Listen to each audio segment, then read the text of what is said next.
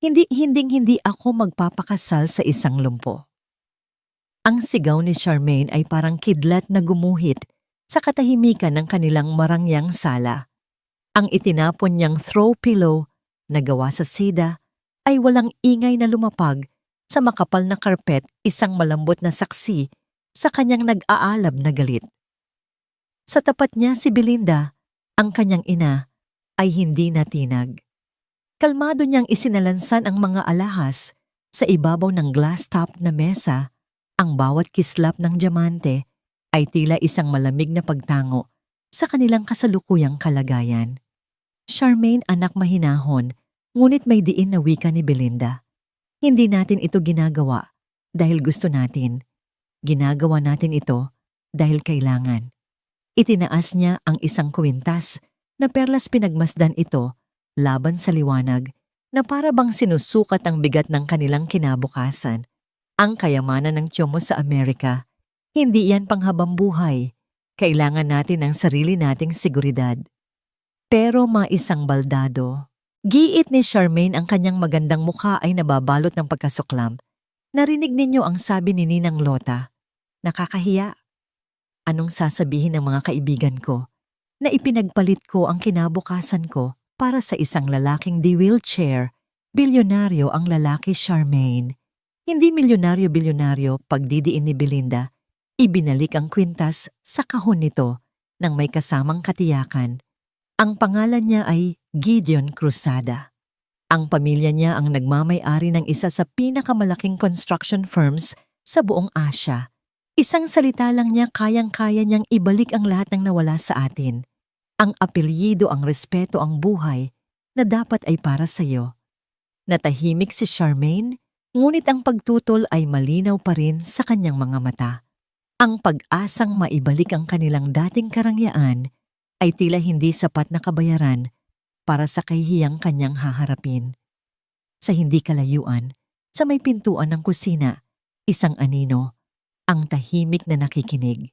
Si Isa, hawak ang isang basang-basahan, ay nakaluhod at nagpupunas ng sahig na gawa sa nara. Pawisan ang kanyang noo, ngunit ang kanyang mga galaw ay banayad at hindi nagrereklamo.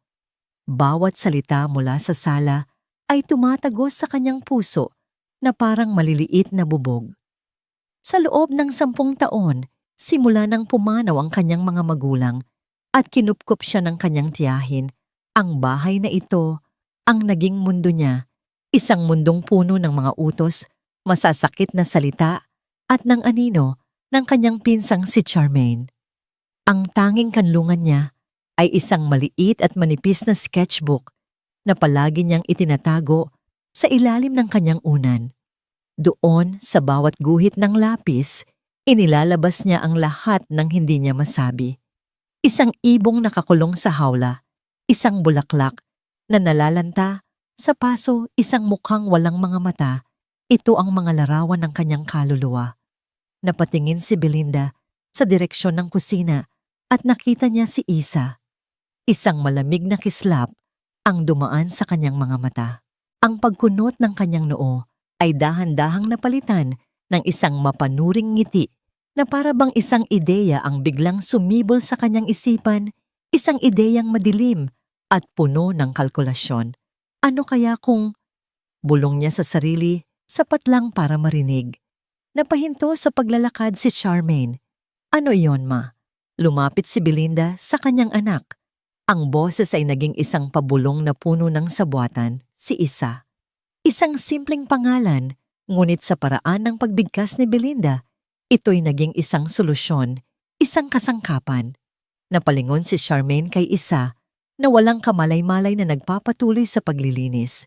Tiningnan niya ang kanyang pinsan mula ulo hanggang paa, ang simpleng damit ang buhok na laging nakatali, ang mga matang laging nakayuko. Siya. Pero ma, nag-aalangang tugon ni Charmaine, kaya ba niyang magpanggap bilang ako, magkaiba kami? Detalye lang yan, mabilis na sagot ni Belinda. Ipagugupit natin ang buhok niya, bibihisan ng maganda, tuturuan ng tamang kilos. Sa ilalim ng bilong iyon, sino ang makakapansin? At isa pa, ulila na siya. Utang na loob niya sa atin ang lahat. 10 taon natin siyang pinakain at pinatira. Ito na ang panahon para magbayad siya.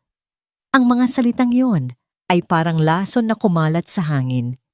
Naramdaman ni Isa ang panlalamig sa kanyang batok kahit hindi niya lubos na nauunawaan ang pinag-uusapan nila. Tumayo siya, dala-dala ang balde at nagkunwaring hindi sila napansin. Ngunit habang siya'y papasok sa kusina, narinig niya ang huling sinabi ng kanyang tiyahin. Siya ang papalit sa'yo sa altar, Charmaine. Siya ang magpapakasal sa lumpo. Nabitiwan ni Isa ang hawak na balde. Ang kalabog ng pagbagsak nito sa sahig ay kasabay ng pagbagsak ng kanyang puso. Napaharap siya sa kanila, ang kanyang mga mata ay nanlalaki sa takot at hindi makapaniwala. Nilapitan siya ni Belinda, ang kanyang mukha ay walang bahid ng anumang emosyon. Narinig mo, ikaw ang ikakasal kay Gideon Cruzada. Pero, Tita, hindi po pwedeng halos pautal na sabi ni Aiza, nanginginig ang kanyang boses. Hindi po ako si Charmaine. Hindi po ako. Hindi ka putol ni Belinda. Ang boses ay matalas na. Wala kang karapatang tumanggi, Isa. Isa ka lang ampun dito. Kung hindi dahil sa amin, nasa lansangan ka na ngayon. Ito lang ang hinihiling namin sa iyo bilang kabayaran. Isang maliit na bagay, ang kanyang buong buhay, ang kanyang kinabukasan, ang kanyang kalayaan. Tumingin si Isa kay Charmaine, naghahanap ng kahit kaunting awa, ngunit ang nakita niya lang ay isang malamig na pag-iwas ng tingin. Sa mga mata ng kanyang pinsan, hindi siya tao, kundi isang anino lamang na naroon para pagtaguan. Walang luhang pumatak mula sa mga mata ni Isa. Sa halip, isang pamilyar na pakiramdam ng kawalan ng pag-asa ang bumalot sa kanya. Muli siya ay isang tau-tauhan sa isang larong hindi niya pinili. Muli ang kanyang kapalaran ay isusulat ng kamay ng ibang tao. Tumango na lamang siya, isang paggalaw na halos hindi makita, isang pagsukong walang tunog. Habang pinupulot niya ang natapong balde, ang tanging naiisip niya ay ang kanyang sketchbook na nakatago sa ilalim ng unan, ang tanging lugar kung saan siya ay malaya. Ngunit ngayon, kahit ang kalayaang iyon ay tila unti-unti nang binabawi sa kanya. Ang silid kung saan inihanda si Isa ay napupuno ng liwanag mula sa malalaking bintana, ngunit para sa kanya ang pakiramdam ay tila siya'y nasa loob ng isang madilim na kabaong. Ang wedding gown na isinuot sa kanya ay gawa sa pinakamahal na sutla at pinalamutian ng maliliit na perlas, ngunit sa kanyang katawan, ito'y parang isang magarang kadena na pumipigil sa kanyang paghinga. Ayusin mo ang tindig mo, isa malamig na utos ni Belinda habang isinasara ang mga butones sa likod ng damit. Mukha kang pupunta sa burol, hindi sa kasal. Tandaan mo, ikaw si Charmaine ngayon. Isang maling galaw at babalik ka sa pagiging wala. Hindi sumagot si Isa. Tumingin siya sa kanyang refleksyon sa salamin. Ang babaeng nakikita niya ay isang estranghera. May ayos ang buhok, may kolorete, sa mukha nakasuot ng damit na nagkakahalaga ng higit pa sa buong buhay niya. Ngunit sa likod ng lahat ng iyon, ang kanyang mga mata ay nanatiling pareho malungkot, takot at walang buhay. Pakiramdam niya ay nanonood siya ng isang pelikula kung saan siya ang bida, ngunit wala siyang kontrol sa script. Ilagay na ang belo, sabi ni Belinda sa makeup artist. Nang matakpan na ng manipis na tela ang kanyang mukha, bahagya siyang nakahinga. Sa wakas, isang munting kalasag. Isang pansamantalang pagtatago mula sa mga matang mapanghusga na naghihintay sa kanya sa labas. Samantala, sa loob ng maliit at pribadong kapilya, si Gideon Cruzada ay tahimik na nakaupo sa kanyang wheelchair malapit sa altar. Ang kanyang itim na suit ay perpekto, ang pagkakatahi ang kanyang buhok ay maayos na nakasandal at ang kanyang mukha ay seryoso. Sa kanyang kandungan, nakapatong ang isang mamahaling Leica camera. Sir, sigurado po ba talaga kayo dito? Pabulong na tanong ni Mang Waldo, ang kanyang tapat na driver. na nakatayo sa kanyang likuran. Hindi inalis ni Gideon ang tingin sa malaking pinto sa dulo ng pasilyo. Tingnan natin kung ang pag-ibig ay mabibili o kung ang katapatan ay may presyo, Waldo, mahinang sagot niya. Ang pagpapanggap na ito ay higit pa sa isang simpleng pagsubok. Ito'y isang desperadong paghahanap ng katotohanan sa isang mundong sa tingin niya'y puno ng pagkukunwari. Nang bumukas ang mga pinto, tumugtog ang isang marahang himig ng violin. Ang lahat ay napatingin.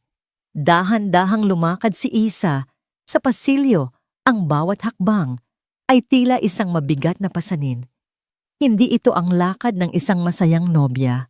Ito'y ang pag-aatubili ng isang tupa na dinadala sa katayan. Itinaas ni Gideon ang kanyang kamera, nagkunwaring kumukuha ng larawan. Izinom niya ang lente lampas sa mga bulaklak at mga bisita patungo sa figura ng babaeng papalapit. Sa ilalim ng belo, hindi niya maaninag ang mukha, ngunit nakita niya ang isang bagay na mas malinaw ang postura ng isang taong pasan ang buong daigdig. At sa bawat paghakbang, isang di maipaliwanag na lungkot, ang tila humihila sa kanya pababa. Napaisip si Gideon, hindi ito si Charmaine. Ang babaeng nasa mga litrato na ipinakita sa kanya ay mayabang puno ng kumpiyansa. Ang babaeng ito ay tila isang basag na salamin. Nang makarating si Isa sa altar, hindi niya magawang tumingin ng diretso kay Gideon. Ramdam niya ang titig nito, isang titig na mapanuri. Tila bumabasa hanggang sa kanyang kaluluwa. Mr. Gideon Cruzada, Miss Charmaine Briñas, simula ng pari. Ngunit bago pa man niya maituloy, itinaas ni Gideon ang kanyang kamay. Sandali lang po, Father. Napatingin ang lahat sa kanya. Tumingin siya ng diretso kay Isa, ang kanyang boses ay kalmado, ngunit may bigat. Pwede bang tanggalin mo ang iyong belo na pako? Si Isa sa kanyang kinatatayuan. Ang kanyang puso ay nagsimulang tumibok ng napakabilis. Ang kanyang mga kamay na nakahawak sa isang bouquet ng mga puting rosas ay nagsimulang manginig. Ako po. Ngunit bago pa siya makahanap ng mga salita, isang bagay na hindi inaasahan ng lahat ang nangyari. Dahan-dahang itinulak ni Gideon ang gulong ng kanyang wheelchair paharap. Inilagay niya ang kanyang mga kamay sa mga armrest at sa harap ng katahimikan at pagkabigla ng lahat, dahan-dahan siyang tumayo. Matikas tuwid at mas matangkad kaysa sa inaasahan ng sinuman. Walang bakas ng anumang kapansanan. Isang malakas na bulungan ang umalingaw-ngaw sa buong kapilya. Sa gilid si Belinda ay napanganga, ang kanyang mukha ay namutla. Si Charmaine na palihim na nanonood mula sa isang siwang sa likod ay napatakip sa kanyang bibig. Tumingin si Gideon kay Isa na ngayon ay parang isang estatwa sa gitna ng altar. Hindi ikaw si Charmaine? Sabi niya, isang paglalahad, hindi isang tanong. Pagkatapos ay idinagdag niya sa isang boses na sapat lamang para marinig nilang dalawa at ng mga nasa unahan, pero ang totoo, hindi rin ako lumpo. Dalawang kasinungalingan, isang altar. Ang bigat ng dalawang katotohanang ito ay tila bumagsak sa balikat ni Isa. Ang lahat ng takot, lahat ng kahihiyan, lahat ng sakit na kanyang tiniis ay biglang sumabog sa loob niya. Hindi niya kaya ito. Sa isang iglap, binitawan niya ang bouquet. Tumalikod siya at sa harap ng mga matang hindi makapaniwala, tumakbo siya. Tumakbo siya palayo sa altar, palayo kay Gideon, palayo sa kasinungalingang ipinilit sa kanya. Ang kanyang mamahaling gown ay sumasayad at nadudumihan sa sahig. Ang kanyang belo ay napunit nang ito'y sumabit. Ngunit wala siyang pakialam. Ang tanging gusto niya ay makatakas makalayo at magtago mula sa mundong bigla na lamang gumuho sa kanyang harapan. Ang hangin sa labas ng kapilya ay malamig, ngunit hindi nito kayang palamigin ang apoy ng kahihiyan na nagliliyab sa dibdib ni Isa. Patuloy siya sa pagtakbo, walang tiyak na direksyon. Ang tanging gabay ay ang desperadong pagnanais na makalayo. Ang bawat paghinga niya ay may kasamang hikbi. Ang mga luhang kanina pa niya pinipigilan ay malaya nang dumadaloy ngayon, nilalabo ang kanyang paningin. Nakarating siya sa kalsada at sa kabila ng pag-aatubili, sumakay sa unang bus na huminto. Hindi niya alam kung saan ito papunta. Ang mahalaga lang ay dalhin siya nito palayo-palayo sa kasal na iyon, palayo sa kanyang tiyahin Belinda, palayo sa buhay na hindi naman talaga sa kanya. Habang umaandar ang bus, ipinikit niya ang kanyang mga mata at isinandal ang ulo sa malamig na bintana. Ang mga imahe ng mga nagdaang oras ay paulit-ulit na naglalaro sa kanyang isipan. Ang mukha ni Gideon nang siya'y tumayo, ang gulat sa mga mata ng mga bisita, ang pagbagsak ng hawak niyang bulaklak. Pakiramdam niya ay isa siyang magnanakaw na nahuli sa akto, kahit na ang tanging ninakaw sa kanya ay ang sarili niyang katahimikan. Isang pangalan at isang lugar ang pumasok sa kanyang isipan, Aling Nelia. Paete, Laguna, si Aling Nelia ay ang matalik na kaibigan ng kanyang yumaong ina, isang babaeng may mainit na ngiti at mabait na puso. Ang Paete, ayon sa mga kwento ng kanyang ina, ay isang bayang yakap ng isang lawa at binubuhay ng sining, isang lugar kung saan ang bawat piraso ng kahoy ay nagiging obra maestra. Isang lugar ng kapayapaan. Sa loob ng ilang oras na biyahe, dahan-dahang napalitan ng pagod ang kanyang takot. Pagbaba niya sa Paete, ang bumungad sa kanya ay isang tanawing ibang-iba sa magulong syudad. Ang hangin ay sariwa, may amoy ng lawa at ng barnis ng kahoy. Ang mga bahay ay simple at sa bawat sulok ay may mga tindahan ng mga inukit na figura. Nang may kaunting perang natira sa kanyang bulsa, mula sa pamasahe at sa tulong ng pagtatanong-tanong, natuntun niya ang maliit na bahay ni Aling Nelia. Kumatok siya sa pintong kahoy, ang puso niya'y kumakabog sa pag-aalinlangan. Nang bumukas ang pinto, isang matandang babae na may mga guhit na ng karanasan sa muka ang humarap sa kanya. Sino po sila? Ako po si Isa, Aling Nelia. Nanginginig niyang sabi. Anak po ako ni Teresa. Biglang nagliwanag ang mukha ni Aling Nelia. Ang pagtataka ay napalitan ng pagkilala at pagkatapos ay ng pag-aalala nang makita ang kanyang itsura. Ang gusot na damit na ngayon ay isa na lamang simpleng bestida na ipinahiram ng isang pasahero. Sa bus, ang namumugto niyang mga mata. Diyos ko, Isa, iha. Halika. Pumasok ka, magiliw na sabi ni Aling Nelia. Hinawakan ang kanyang kamay at hinila siya papasok. Anong nangyari sa'yo? Bakit ka naparito ng ganito? Sa loob ng maliit ngunit malinis na bahay sa harap ng isang tasang mainit na tsokolate, gumuho ang lahat ng natitirang lakas ni Isa.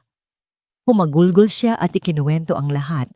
Ang kasunduan, ang pagpapanggap, ang kasal, ang pagtakas. Nakinig si Aling Nelia. Nang walang paghuhusga, ang kanyang kamay ay marahang humahaplos sa likod ni Isa. Isang dampi ng pag-unawa at pag-aaruga na matagal na niyang hindi naramdaman. Dito ka muna, iha, sabi ni Aling Nelia nang matapos siyang magkwento. Walang hahanap sa'yo dito. Ituring mo itong tahanan mo. Sa sumunod na mga araw, dahan-dahang natagpuan ni sa ang isang uri ng kapayapaan na akala niya'y hindi na niya mararana. Tinulungan niya si Aling Nelia sa mga gawaing bahay. Sa hapon, umuupo siya sa may pampang ng Laguna de Bay. Pinagmamasdan ang paglubog ng araw na nagpipinta ng kulay kahel at lila sa kalangitan. Isang hapon, habang naglalakad, nakakita siya ng isang maliit na tindahan na nagbebenta ng mga gamit sa pagpipinta. Gamit ang kaunting perang ibinigay ni Aling Nelia, bumili siya ng isang maliit na sketchbook at isang lapis. Nang gabing iyon, sa unang pagkakataon, sa loob ng napakatagal na panahon, gumuhit siya hindi dahil sa lungkot, kundi dahil sa inspirasyon. Iginuhit niya ang lawa, ang mga bangka, ang mukha ni Aling Nelia. Sa bawat guhit, pakiramdam niya'y unti-unti niyang binubuo muli ang kanyang sarili. Samamantala sa Maynila, hindi matahimik si Gideon. Ang imahe ni Isa na tumatakbo palayo sa altar ay nakatatak sa kanyang isipan. Hindi galit ang nararamdaman niya, kundi isang di maipaliwanag na panghihinayang at pag-aalala. Ang katotohanan sa kanyang mga mata, ang bigat ng kanyang bawat hakbang iyon, ang mga bagay na hindi niya kayang kalimutan. Hanapin niyo siya, utos niya sa kanyang pinagkakatiwalaang assistant sa telepono. Hindi si Charmaine Briñas. Ang pangalan niya ay Isa. Iyon lang ang alam ko. Gamitin niyo ang lahat ng resources. Ayokong malaman ng pamilya Briñas. Gusto ko lang siyang mahanap. Gusto kong malaman kung ligtas siya. Ang utos ay malinaw. Hindi ito utos ng isang bilyonaryong naghahabol, kundi ng isang taong naghahanap ng kasagutan at marahil ng isang bagay na mas malalim pa, isang bagay na hindi niya palubos na nauunawaan. Ang paghahanap kay Isa ay nagsimula na. Lumipas ang halos 2 linggo. Ang buhay ni Isa sa Paete ay nagkaroon ng isang banayad at payapang ritmo. Ang mga umaga ay para sa pagtulong kay Aling Nelia sa kanilang maliit na hardin. Ang mga hapon ay para sa pag-upo sa tabi ng lawa kasama ang kanyang sketchbook at lapis. Ang lawa ang naging kanyang katahimikan, ang sining ang kanyang paraan ng paghinga. Dito malayo sa mapanghusgang mga mata ni Belinda at Charmaine, unti-unti niyang nararamdaman ang pagiging malaya. Isang maaliwalas na hapon habang abala siya sa pagguhit ng mga water lily na lumulutang malapit sa pampang isang itim at makintab na SUV ang tahimik na huminto sa di kalayuang kalsada. Bumaba mula rito ang isang lalaki. Nakasuot ito ng simpleng kulay abo na polo shirt at maong malayo sa imahe ng isang bilyonaryo na nakaupo sa wheelchair. Ngunit kahit sa layo ang kanyang tindig at ang paraan ng kanyang paggalaw ay hindi maipagkakaila. Natigilan si Isa. Nahulog ang hawak niyang lapis sa lupa. Si Gideon. Naramdaman niya ang biglang pagbilis ng tibok ng kanyang puso. Isang pamilyar na takot ang gumapang sa kanyang dibdib. Natagpuan siya. Ano ang gagawin niya?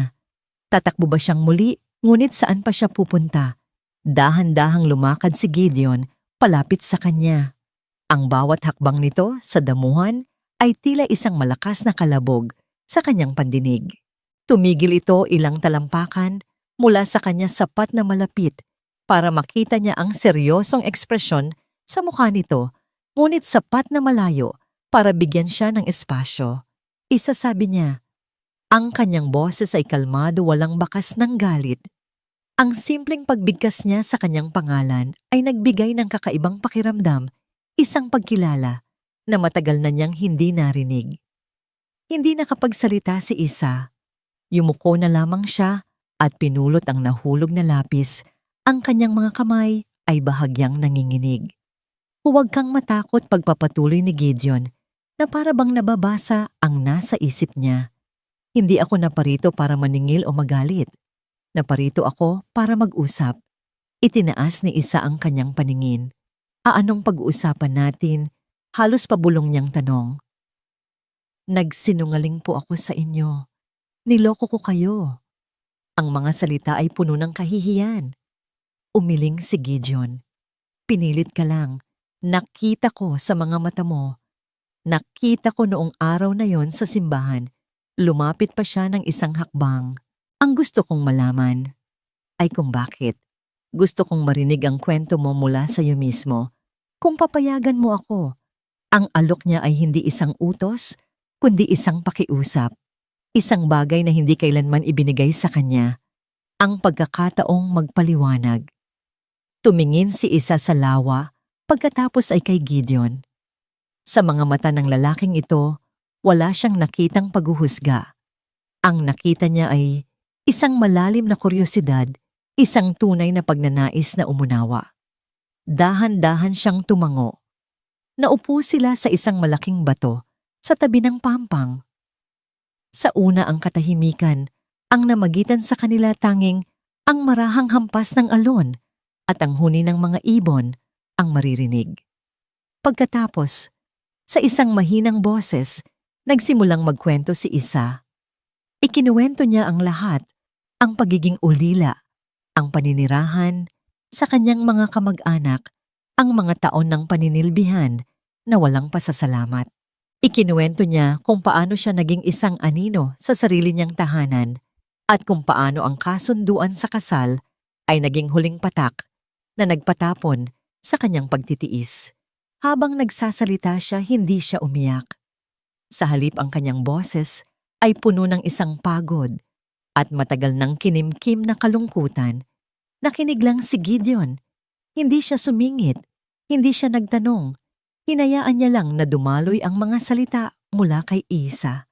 Nang matapos siya isang mahabang katahimikan muli, ang namayani. Salamat sa pagtitiwala mo sa akin sa wakas, ay sabi ni Gideon. Ang kanyang tingin ay nakatuon sa malayong abot-tanaw. Wala kang kasalanan, Isa. Ikaw ang biktima sa lahat ng ito. Pero tumakbo po ako, sagot ni Isa. Iniwan ko kayo sa kahihiyan sa altar. Humarap si Gideon sa kanya at sa unang pagkakataon, isang maliit na ngiti ang sumilay sa kanyang mga labi. Sa totoo lang iyon ang pinakatotoong bagay na nangyari sa araw na yon. Ang pagtakbo mo. Ipinakita mo sa akin na mayroon ka pa ring sariling kalooban, isang bagay na hindi nila kayang kontrolin. Ang mga salitang yon ay tumagos sa puso ni Isa. Walang sino man ang nagsabi sa kanya yon. Para sa lahat ang pagtakas niya ay isang kaduwagan. Ngunit para kay Gideon ito ay isang katapangan. Paano ninyo ako nahanap, tanong niya. Mayroon akong mga paraan, simpleng sagot ni Gideon. Pero ang mahalaga, natagpuan kita. At ngayong alam ko na ang katotohanan, gusto kong mag-alok ng isang bagay. Napatingin si Isa sa kanya, may pag-aalinlangan. Kalimutan natin ang nangyari sa simbahan, sabi ni Gideon. Kalimutan natin na nagkita tayo bilang groom at peking bride. Magsimula tayo ulit. Bilang 2 taong nagkakilala sa tabi ng lawang ito. Ako si Gideon at ikaw si Isa. Walang kasinungalingan, walang pagkukunwari. Pwede ba yun, tinitigan ni Isa, ang lalaking nasa harapan niya? Isang bilyonaryo na nag-abalang hanapin ang isang babaeng wala namang halaga sa mundo. Isang lalaking sa halip na magalit ay nag-aalok ng pag-unawa at isang bagong simula. Sa unang pagkakataon, mula noong araw ng kasal, isang tunay at maliit na ngiti ang sumibol sa mga labi ni Isa. Isang ngiting nagdala ng kaunting liwanag sa kanyang malungkot na mga mata. Tumango siya. Sige. Ako si Isa. Ang kasunduan nilang magsimula muli ay hindi naging madali sa simula. Ang mga unang pag-uusap nila ay may halong ilangan puno ng mga sandali ng katahimikan na tila mas maingay pa kaysa sa mga salita. Ngunit si Gideon ay matiyaga at si Isa sa unang pagkakataon ay may isang taong handang maghintay para sa kanya. Naging regular ang pagdalaw ni Gideon sa Pete. Hindi na siya dumarating sakay ng kanyang marangyang SUV kasama ang driver. Sa halip minamaneho niya ang isang mas simpleng sasakyan mag-isa. Sinasabi niyang may mga business meeting siya sa kalapit na bayan, ngunit alam ni Isa na hindi iyon ang totoong dahilan. Ang kanilang mga pagkikita ay simple lamang. Naglalakad sila sa tabi ng lawa, pinapanood ang mga mangingisda. Ikinuwento ni Gideon ang kanyang trabaho, hindi bilang isang bilyonaryo, kundi bilang isang arkitekto na nangangarap magtayo ng mga komunidad na may paggalang sa kalikasan. Ibinahagi niya ang kanyang pagkahilig sa photography, kung paano siya nakakahanap ng ganda sa mga ordinaryong bagay sa pamamagitan ng lente ng kanyang kamera. Si Isa naman ay nanatiling tahimik tungkol sa kanyang sariling hilig. Dala niya palagi ang kanyang sketchbook, ngunit maingat niyang itinatago ito sa tuwing naroroon si Gideon na para bang ito'y isang sagradong lihim na ikinahihiya niyang ibahagi. Isang hapon, habang sila'y nakaupo sa ilalim ng isang malaking puno ng akasya, biglang umulan. Nagmamadali silang sumilong sa isang maliit at abandonadong kubo na malapit doon. Sa kanilang pagmamadali, naiwan ni Isa ang kanyang sketchbook sa damuhan. Naiwan ko ang libro ko, sabi niya, may halong pag-aalala. Ako na ang kukuha, alok ni Gideon. Bago pa man makatanggi si Isa, Mabilis na siyang tumakbo pabalik sa ulan. Pagbalik niya basa ang kanyang damit, ngunit hawak niya ang sketchbook. Sa kasamaang palad, nabasa rin ito. Ang mga pahina ay bahagyang kumapit sa isa't isa at ang takip ay tumutulo. Pasensya na, sabi ni Gideon habang pinupunasan ito ng panyo. Sa kanyang pagpupunas, aksidenteng nabuklat ang sketchbook at doon nakita niya hindi lamang mga simpleng drawing. Nakita niya ang isang mundo, ang isang ibon na may sirang pakpak na katingin sa bukas na bintana. Ang mga kamay na nakagapos sa mga tinik ng rosas. Isang mukha ng babae na kalahati ay nasa liwanag at kalahati ay nasa dilim na may isang luhang gawa sa tinta na dumadaloy sa pisngi. At sa mga huling pahina, ang dahan-dahang pagbabago, isang maliit na usbong na tumutubo mula sa bitak ng semento, ang lawa sa pagsikat ng araw at isang detalyadong guhit ng kamay ng isang matanda, ang kamay ni Aling Nelia, na maingat na nag-aalaga ng isang halaman. Natigilan si Gideon. Hindi siya makapagsalita.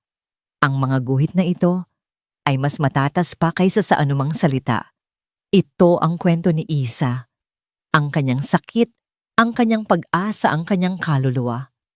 Napansin ni Isa ang pananahimik ni Gideon. Nakita niyang nakabukas ang kanyang sketchbook. Mabilis niya itong inagaw, ang kanyang muka ay namumula sa hiya at takot. Wala lang yan. Mga guhit-guhit lang. Umiling si Gideon, ang kanyang mga mata ay puno ng isang damdaming hindi pa nakikita ni Isa. Dati isang malalim na paghanga at pag-unawa. Hindi isa, hindi ito, wala lang. Ito ay maganda, napakaganda. Tumingin siya sa mga mata ni Isa. May talento ka. Isang pambihirang talento. Walang sino man ang nagsabi niyon sa kanya. Ang kanyang pagguhit ay palaging isang lihim, isang kahinaan. Ngunit para kay Gideon ito ay isang kalakasan, isang regalo. Mula sa araw na yon nagbago ang lahat. Naging mas bukas si Isa. Ipinakita niya ang iba pa niyang mga gawa. Si Gideon naman ibinahagi ang isang proyekto na matagal na niyang pinaplano, ang pagtatayo ng isang maliit na community art center sa Paete para sa mga kabataang walang sapat na pondo para matuto ng sining. Gusto kong ikaw ang tumulong sa akin sa disenyo ng mural para sa harapan, sabi ni Gideon, isang araw habang ipinapakita ang mga blueprint. Ang iyong mga guhit, may puso. Iyon ang kailangan ng lugar na ito. Sa unang pagkakataon naramdaman ni Isa na siya'y may halaga, na ang isang bagay na mula sa kanya ay may kakayahang lumikha ng maganda, hindi lamang sa papel, kundi sa totoong mundo. Nagsimula silang magtrabaho nang magkasama sa proyekto. Sa mga pag-uusap nila tungkol sa mga kulay at disenyo, ang kanilang mga tawa ay naging mas madalas. Ang kanilang mga pagtingin ay nagsimulang magtagal. Isang hapon, habang nagpipinta sila ng isang maliit na sample board, nagkadikit ang kanilang mga kamay. Isang kislap ng kuryente ang dumaloy sa pagitan nila. Hindi nila ito pinansin, ngunit pareho nila itong naramdaman. Ang pagguguhit ng isang bagong simula para sa art center ay naging pagguguhit din ng isang bagong simula para sa kanilang dalawa. Ito ay isang relasyong hindi minadali, hindi ipinilit. Ito'y dahan-dahang umuusbong tulad ng isang obra maestra na binuo sa pundasyon ng katotohanan, paggalang, at isang sketchbook na binuksan sa ilalim ng ulan. Ang balita ay kumakalat ng mas mabilis kaysa sa apoy sa tuyong damuhan, lalo na sa mundo ng mayayaman kung saan ang bawat tsismis ay ginto. Ang naudlot na kasal ni Gideon Cruzada ay naging usap-usapan sa loob ng ilang linggo. Ngunit ang mas nakakagulat na balita para kina Belinda at Charmaine ay dumating makalipas ang halos isang buwan. Si Gideon Cruzada ay madalas na nakikita sa isang maliit na bayan sa Laguna kasama ang isang simpleng babae. isang babaeng kamukha ng kanilang itinapong pamangkin. Halos isumpa ni Belinda ang pangalan nang mabalitaan ito mula sa isa sa kanyang mga kaibigan. Paano? Paano nangyari na ang basurang itinapon natin ay napulot ng isang hari? Nasa loob sila ng kanilang bahay, na ngayon ay tila mas maliit at mas nakakainip. Ang pag-asa na muling makabalik sa kanilang dating buhay ay naglaho kasama ng pagtakbo ni Isa. Ngayon ang pag-asang iyon ay hindi lang naglaho. Ito'y napunta sa mga kamay ng taong pinakakinasusuklaman nila. Hindi ito maaari, sabi ni Charmaine naglalakad pa ikot-ikot sa sala. Ang kanyang mukha na dati puno ng pagwawalang bahala ay ngayon ay nababalot ng inggit. Ang mga larawan ni Gideon na nakita niya online matikas, makapangyarihan at hindi lumpo ay paulit-ulit na naglalaro sa kanyang isipan. Ako dapat iyon, ma. Ako dapat ang kasama niya. Hindi ang pipitsuging pinsan ko na yon. Ang kanilang galit ay dahan-dahang nag-anyong isang plano.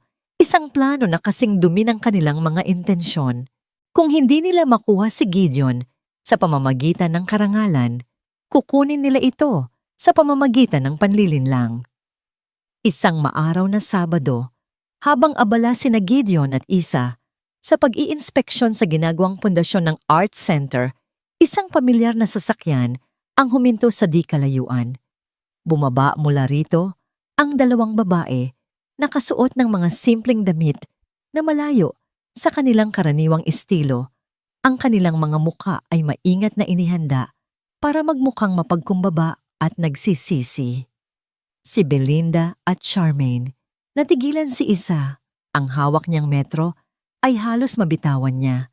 Ang biglaang paglitaw nila ay parang isang masamang panaginip. Sa tabi niya naramdaman niya ang pagtigas ng katawan ni Gideon. Ang kanyang anyo ay naging alerto at mapanuri. Isa, anak, nagsimulang magsalita si Belinda. Ang kanyang boses ay nanginginig na para bang pinipigilan ng pag-iyak. Naglakad siya palapit, ngunit huminto nang makita ang malamig na titig ni Gideon. Anong ginagawa ninyo dito? Tanong ni Gideon. Ang kanyang boses ay matigas at walang anumang bahid ng pagbati. Iniharang niya ang kanyang sarili sa pagitan ni Isa at ng dalawang bagong dating. Si Charmaine ang sumunod na nagsalita. Lumapit kay Isa na may mga luhang namumuo sa kanyang mga mata. Pinsan, Isa, patawarin mo kami. Ang kanyang pag-arte ay perpekto. Ang bawat salita ay puno ng pagsisisi. Alam kong wala kaming karapatan pero hindi kami matahimik. Ang ginawa namin sa'yo, mali. Sobrang mali. Tumingin si Isa kay Gideon pagkatapos ay sa umiiyak na si Charmaine. Ang puso ni Isa na sa loob ng maraming taon ay uhaw sa pagmamahal at pagtanggap mula sa pamilya ay nagsimulang makaramdam ng awa. Sa kabila ng lahat ng sakit, isang maliit na bahagi niya ang nagnanais na maniwala. Isang maliit na bahagi niya ang umaasa na marahil posible pa ring magbago ang mga tao. Nandito kami para humingi ng tawad. Pagpapatuloy ni Belinda. Ang kanyang mga mata ay nakatuon kay Isa, maingat na iniiwasan ang tingin ni Gideon. At para makita kung maayos ka lang, narinig namin ang tungkol sa lugar na ito. Gusto lang naming makabawi sa'yo kung paano man. Si Gideon ay nanatiling hindi kumbinsido. Nakita niya ang kalkulasyon sa likod ng mga luha ni Belinda. Nakita niya ang inggit na nagkukubli sa ilalim ng pagsisisi ni Charmaine. Hindi namin kailangan ang pagbawi ninyo, mariing sabi niya. Ang kailangan ni Isa ay katahimikan. Gideon, mahinang sabi ni Isa, hinawakan ang braso nito. Tumingin siya sa lalaki. Ang kanyang mga mata ay nagmamakaawa. Baka nagsasabi sila ng totoo. Tumingin si Gideon kay Isa at sa mga mata nito, nakita niya ang isang kabutihang loob na hindi niya lubos na maunawaan. Isang pusong handang magpatawad kahit nasaktan ng lubusan. Bumuntong hininga siya, alam na hindi niya kayang tanggihan ang pakiusap sa mga matang yon. Sige, sabi ni Gideon ang kanyang boses ay nananatiling may pag-aalinlangan. Maaari kayong mag-usap, ngunit ang kanyang mga mata na nakatitig kina Belinda at Charmaine ay may malinaw na babala. Isang maling galaw at ako mismo ang magtataboy sa inyo. Ang pagbabalik ng mga anino ay hindi dumating na may dalang dilim at sigaw. Dumating ito na may dalang mga bulaklak ng pagkukunwari at mga luhang puno ng lason. At si Isa, sa kanyang kabutihan, ay walang kamalay-malay na binuksan niya ang pinto sa mga taong hindi nagbabalik para maghilom, kundi para muling manakit. Ang pagbabago ni Belinda at Charmaine ay kasing husay ng isang dula sa entablado. Sa sumunod na mga araw ginampanan nila ang kanilang mga papel nang walang kupas. Si Belinda ay naging isang tiyahing puno ng pag-aalala, palaging nagdadala ng mga paboritong pagkain ni Isa na niluto raw niya mismo. Si Charmaine naman ay naging isang maunawaing pinsan, isang matagal nang nawawalang kaibigan. Naalala mo ba noong mga bata pa tayo? Sabi ni Charmaine isang hapon habang tinutulungan niya si Isa na mag-ayos ng mga art supplies sa community center. Ang kanyang boses ay malambing at puno ng nostalgia. Palagi kitang pinagtatanggol sa mga nambubuli sa'yo sa eskwela. Miss ko na yon. Miss ko na ang pagiging magpinsan natin. Ang mga salitang yon ay maingat na pinili idinisenyo para pukawin ang isang nakaraang halos hindi na maalala ni isa-isang nakaraan bago pa man lamunin ng inggit at kasakiman ng kanilang pamilya. Nasaktan si Isa. Hindi niya matandaan na ipinagtanggol siya ni Charmaine, ngunit ang ideya na minsan ay naging ganoon sila ay sapat na para bumukas ang isang maliit na siwang sa kanyang puso. Hindi ko alam kung bakit ako naging ganoon. Isa pagpapatuloy ni Charmaine ang kanyang mga mata ay nagkukunwaring nalulungkot. Siguro dahil sa pressure ni Mommy. Siguro dahil sa inggit. Pero ngayong nakikita kitang masaya, ngayong nakikita kong meron kang sariling talento, naiintindihan ko na.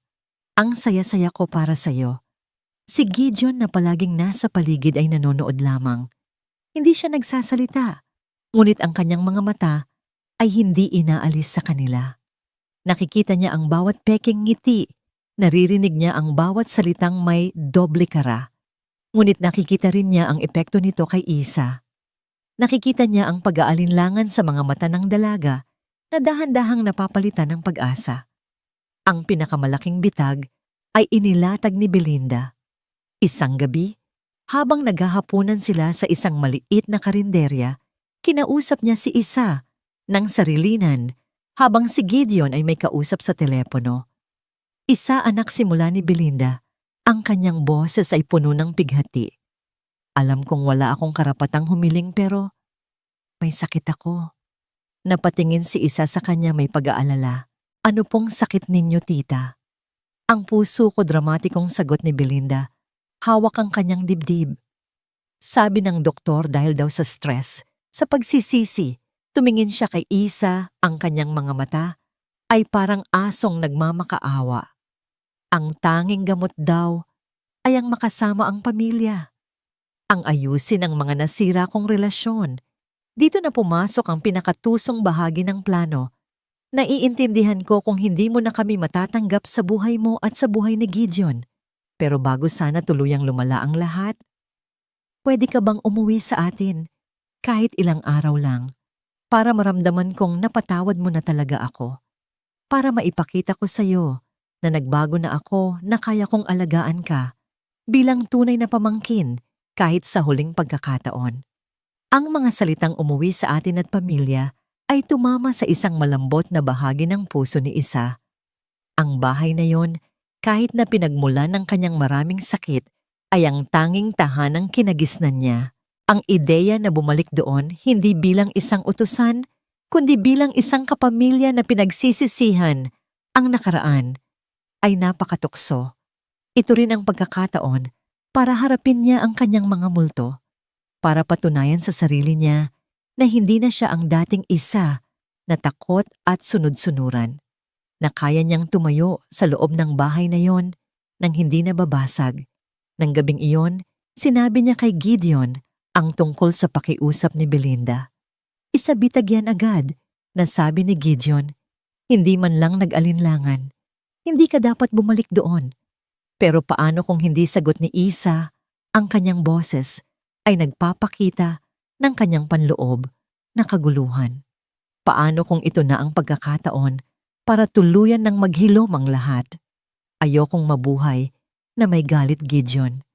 Gusto kong harapin ito para sa sarili ko, para patunayan na hindi na ako takot. Nakita ni Gideon ang determinasyon sa mga mata ni Isa. Naunawaan niya na hindi lang ito tungkol kina Belinda at Charmaine. Ito ay tungkol sa sariling paglaya ni Isa.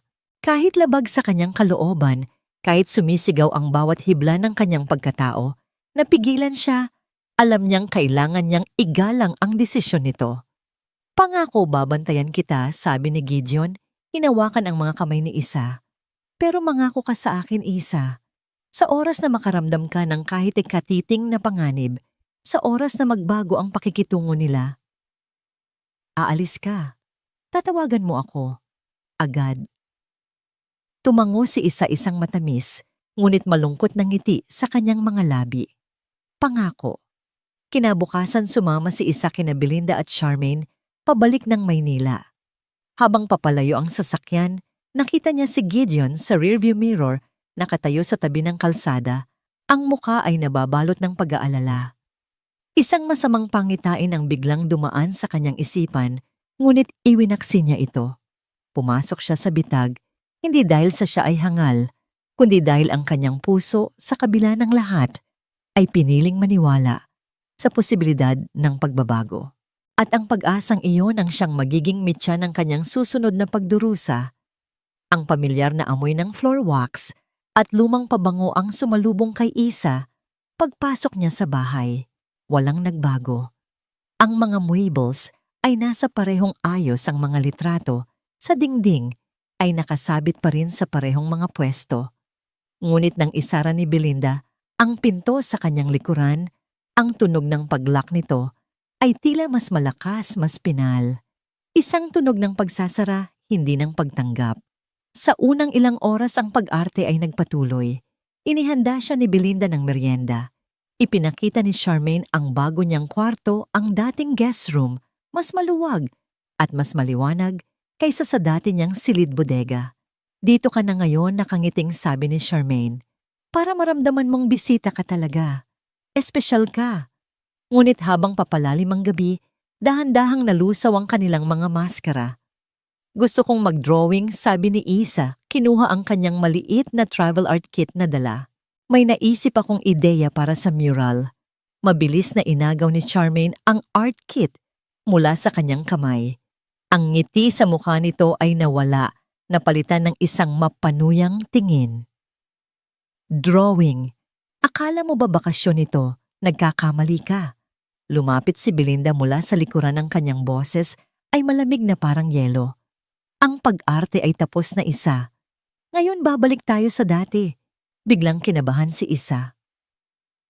Ano pong ibig ninyong sabihin, tita? Simple lang, sabi ni Belinda, umupo sa kama na para bang siya ang reyna sa kanyang trono. Mananatili ka dito, hindi bilang bisita, kundi bilang prenda. Tatawagan namin si Gideon. Sasabihin namin na ayaw mo nang bumalik sa kanya, na mas pinili mo ang tunay mong pamilya, at kung gusto kanyang makitang muli, kailangan niyang magbayad, hindi lang pera, kundi kahihiyan, pagkilala, isang kasal sa tamang babae. Tumingin siya kay Charmaine nang ngumisi ng may tagumpay. Parang binuhusan ng malamig na tubig si Isa. Hindi ninyo yan magagawa. Hindi papayag si Gideon. Tingnan natin, hamon ni Belinda. Lumapit siya kay Isa at walang awang hinablot ang kanyang cellphone. Walang tawag, walang text, walang sino man ang makakaalam kung nasaan ka. Para sa lahat, kusakang sumama sa amin. Ikaw ang pumili nito. Ang guest room na kanina lang ay tila isang simbolo ng pagbabago, ay biglang naging isang marangyang kulungan. Hindi siya ikinulong sa madilim na bodega, ngunit ang epekto ay pareho. Ang kalayaan niya ay muling kinuha. Sa sumunod na araw, sinimulan nila ang psychological torture. Hindi siya sinaktan ng pisikal, ngunit ang kanilang mga salita ay mas masakit pa kaysa sa anumang sampal. Tingnan mo ang sarili mo, sabi ni Charmaine habang nakatayo si Isa sa gitna ng silid. Kahit anong isuot mo, kahit anong ipagawa ni Gideon sa'yo, mukha ka pa ring katulong. Iyon ang bagay sa'yo. Si Gideon, dagdag ni Belinda na may halong tawa. Naawa lang yun sa'yo. Isang charity case. Sa oras na magsawa siya, itatapon ka rin niya tulad ng ginagawa sa mga basahan. Pinilit ni Isa na maging matatag. Hindi siya umiyak sa harap nila. Ngunit sa gabi, sa kanyang pag-iisa, niyayakap niya ang kanyang mga tuhod at tahimik na lumuluha. Ang pinakamasakit ay hindi ang mga insulto, kundi ang katotohanan na muli siyang nagkamali ng pagtitiwala. Samantala, si Gideon ay hindi mapakali. Isang araw, 2 araw. Walang tawag o text mula kay Isa. Tinatawagan niya ang cellphone nito, ngunit diretsyong napupunta sa voicemail. Tinawagan niya ang landline ni Belinda, ngunit sinasabi lang na masayang nagkukwentuhan sila at ayaw magpaistorbo. Ngunit ang kutob ni Gideon ay hindi nagsisinungaling. May mali. Isang malaking kamalian. Sa 3 araw, hindi na siya nakatiis. Sa kabilang dako, si Isa ay nagsimulang mag-isip ng paraan. Napansin niyang tuwing umaga, may isang delivery boy na nagdadala ng almusal mula sa isang kalapit na panaderya. Si Belinda sa kanyang katamaran ay ayaw ng magluto. Isang ideya ang nabuo sa kanyang isipan. Kinabukasan, habang naliligo si Charmaine at abala si Belinda sa panonood ng TV, kumuha si Isa ng isang piraso ng uling mula sa isang lumang kalan sa dirty kitchen. Sa isang maliit na piraso ng tissue, isinulat niya ang 3 salita. Tulong. Gideon. Paete. Maingat niya itong itinupi hanggang sa maging napakaliit. Nang dumating ang delivery boy at iniabot ni Belinda ang bayad, nagkaroon ng pagkakataon si Isa. Nagkunwari siyang nadulas malapit sa pinto. Sa gitna ng pagkataranta, habang tinutulungan siya ng delivery boy na tumayo, palihim niyang isinilid ang kapirasong tissue sa bulsa nito. Salamat kuya, sabi niya, puno ng kahulugan ng kanyang mga mata. Makalipas ang ilang oras, ang delivery boy na na-curious sa nangyari ay nakita ang papel sa kanyang bulsa. Dahil sa narinig na chismis tungkol sa pamilyang yon at sa nawawalang nobya ng isang bilyonaryo, nagpasya siyang gawin ang tama. Ibinigay niya ang papel sa isang pulis. Nakakilala niya na agad namang nakipag-ugnayan sa mga tauhan ni Gideon na patuloy na nagmamanman sa lugar. Ang impormasyon ay mabilis na nakarating kay Gideon. Tulong. Ang isang salitang yon ay sapat na. Gabi na nang mangyari ang lahat. Habang pinipilit ni Belinda si Isa, nakausapin si Gideon sa telepono para sabihing masaya siya, isang malakas na katok ang narinig nila sa pinto. Hindi lang katok, isang malakas na kalabog. Buksan ninyo ang pinto. Pulis ito, namutla sina Belinda at Charmaine. Bago pa sila makagalaw ang pinto, ay sa pilitang binuksan. Pumasok ang mga pulis at sa likod nila si Gideon. Ang kanyang mukha ay kalmado, ngunit ang kanyang mga mata ay nag-aapoy sa galit. Nang makita ni Isa si Gideon ang lahat ng lakas na kanyang inipon, ay biglang nawala. Nagsimula siyang umiyak hindi na sa takot, kundi sa ginhawa. Isasigaw ni Gideon, mabilis na lumapit at niyakap siya. Tapos na. Ligtas ka na. Hinawakan niya si Isa na para bang hindi na niya ito bibitawan pa. Habang inilalabas ng mga pulis ang nagwawalang sina Belinda at Charmaine, si Isa ay nakasubsob lamang sa dibdib ni Gideon, nilala sa pangpakiramdam ng pagiging ligtas. Ang bitag ay nasira na. Ang pagpapanggap ay nagwakas na. At sa mga kamay ng kaaway, siya ay nailigtas na. Ang biyahe pabalik sa rest house ni Gideon sa Laguna ay tahimik. Nakaupo si Isa sa tabi niya na babalot ng isang malambot na kumot. Hindi siya nagsasalita. Ang kanyang mga mata ay nakatuon sa madilim na kalsada sa unahan, ngunit ang kanyang isipan ay nasa malayo pa ulit-ulit na binabalikan ang mga nangyari. Ang katawan niya ay ligtas na, ngunit ang kanyang kaluluwa ay nanginginig pa rin. Pagdating nila, inalalayan siya ni Gideon, papasok. Ang bawat galaw niya ay puno ng pag-iingat na para bang si Isa ay gawa sa babasaging salamin na maaaring mabasag anumang oras. Inihanda niya ito ng mainit na tsaa at umupo sa tapat niya sa sala naghihintay. Hindi niya ito tinanong kung anong nangyari. Hindi niya ito pinilit na magkwento. Sa halip sinabi lang niya, "Nandito lang ako, Isa. Hindi mo kailangang magsalita. Ang mahalaga, nandito ka na." Ang mga salitang yon at ang katahimikang kasama nito ang siyang pinakakailangan ni So. Sa mga sumunod na araw si Gideon ay naging kanyang anino at kanyang pader. Hinayaan niya siyang matulog ng matagal. Ipinagluto niya siya ng mga paborito niyang pagkain. Umuupo sila nang magkatabi sa veranda. Nang maraming oras pinapanood lang ang pagbabago ng kulay ng langit, walang salitaan. Ang trauma ni Isa ay lumalabas sa maliliit na paraan. Napapatalon siya sa tuwing may malakas na tunog. May mga gabi na nagigising siyang humihingal mula sa isang masamang panaginip.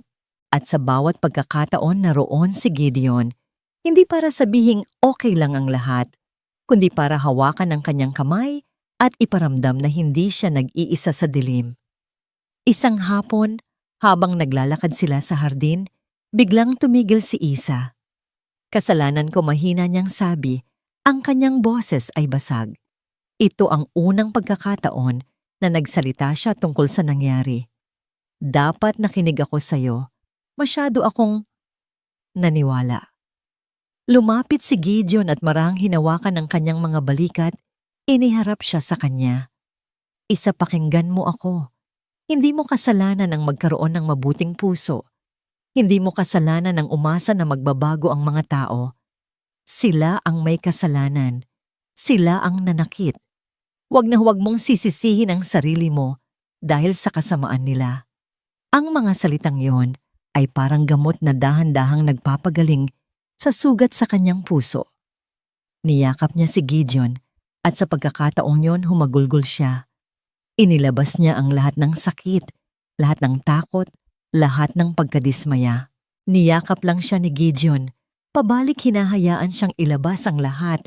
Ang kanyang kamay ay marahang humahaplos sa kanyang buhok.